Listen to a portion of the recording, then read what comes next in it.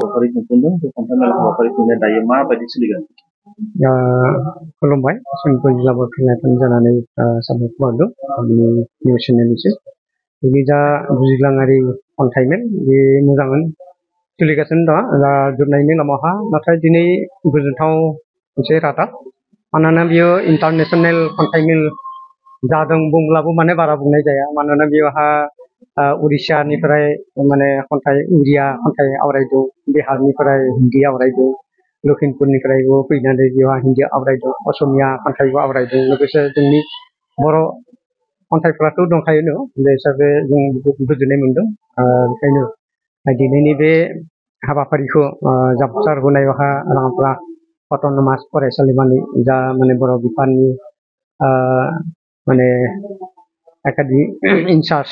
प्रसान्त बर' बिथाङा जा खाबु होबाय बेनि थाखाय बिथांखौ साबायखर बावदों आरो लोगोसे जोंनि जा थांखि आरो नोजोर बेखौ जाफुंसार जादों होननानै जों माने मिजिंथियो आरो जाहाथे इयुनाव एसे हांबोनाय जुलिसाफोरखौ जाहाथे खन्थाइ लिरनाय लिरगिरि महरै बिसोरखौ सोरजिलांनो हागोन आरो खन्थाइनि माने फोथारखौ जाहाथे गोजौ लेभेलसिम जौगालांनो हागोन बेखौनो आसा फारियो।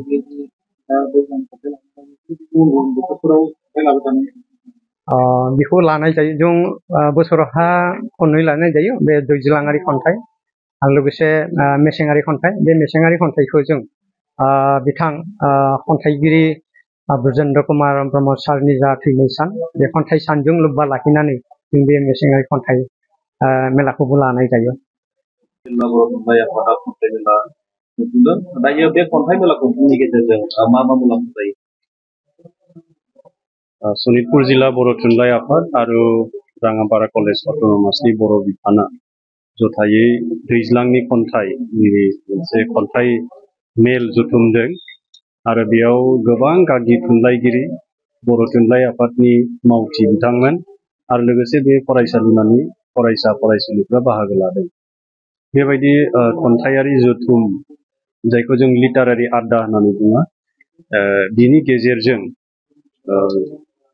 माने थुनलाइखौ सिबिनायबो जायो आरो फारसेथिं थुनलाइखौ सावरायनाय खन्थाइ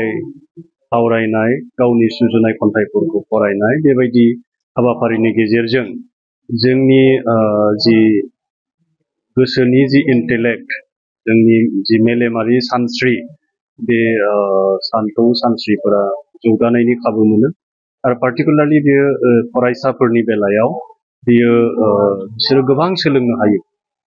गेदेमाफोरनि खन्थाइ सुजुनाय बिथांमोननि सानथौ सानस्रि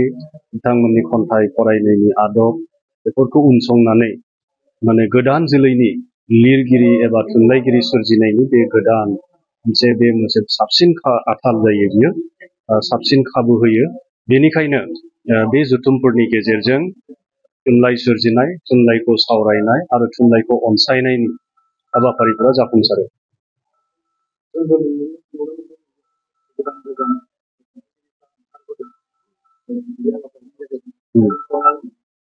बे जोबोद